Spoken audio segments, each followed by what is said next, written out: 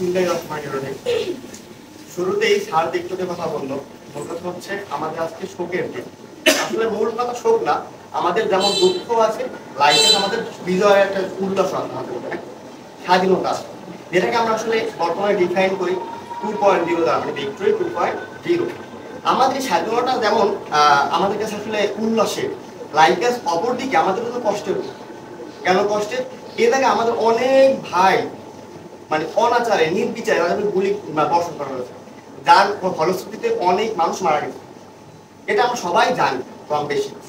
এই মূলত যে মারা যাওয়ার বিষয়টা কেন হয়েছিল, মারা গিয়ে কেন গিয়েছিল তারা? মূলত মারা গিয়েছিল তারা কোঠা আন্দোলন করতে গিয়ে। আমাদের মূল স্পেসিফিক ব্যাপার ছিল আমাদের এই যে সরকার এগুলো ছিল না, মূল বিষয় ছিল কোঠা আন্দোলন। এই আন্দোলনটা করা হয় সেই 2018 সালে, ঠিক আছে?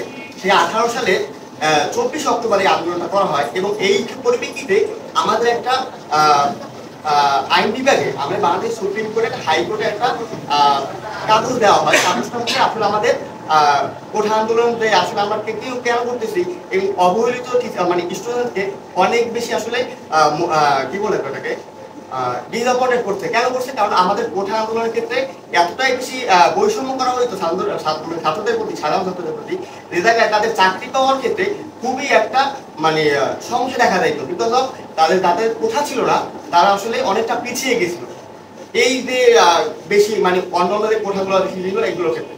তো এই 18-র পরে আমাদের যখন 2024 সালের 5ই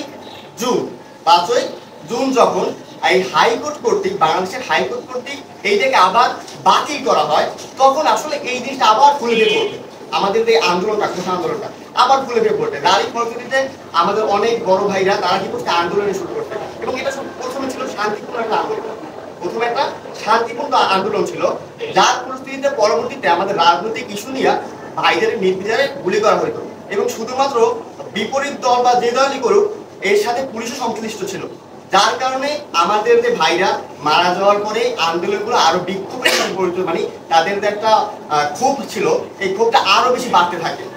এরপরে আমাদের এই ভাইরা তারা কখনোই দমে যায় না, তাদের যে একটা অনুপ্রেরণা ছিল যে না, আমাদের যে কোঠা আন্দোলন, এর থেকে আমরা এই বিজয়টা ছিনিয়ে আনবই, আনার যে একটা আমাদের মধ্যে, তাদের মধ্যে একটা আকাঙ্ক্ষা ছিল। এই আকাঙ্ক্ষা শেষ পর্যন্ত আমাদের এই স্বাধীনতার রূপ নেয়, যার এই ফলশ্রুতিতে আজকে আমরা এই স্বাধীনতা পাই।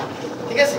এই স্বাধীনতা পাওয়ার ফলে আমাদের যেমন বিজয় এবং নিজেদের মধ্যে ভালোবাসা এবং আনন্দ কাজ করে, ঠিক আমরা ভুলে যাবো না যে এই যে ভাইরা মারা গেছে, তারপর আপিস ভাই, ঠিক এদের কথা আমরা মনে রাখবো এবং এদের জন্য আমরা দোয়া করবো, আল্লাহর কাছে দোয়া করবো। দোয়া ছাড়া আমাদের কাছে আসলে দেওয়ার মতো তেমন কিছু নাই।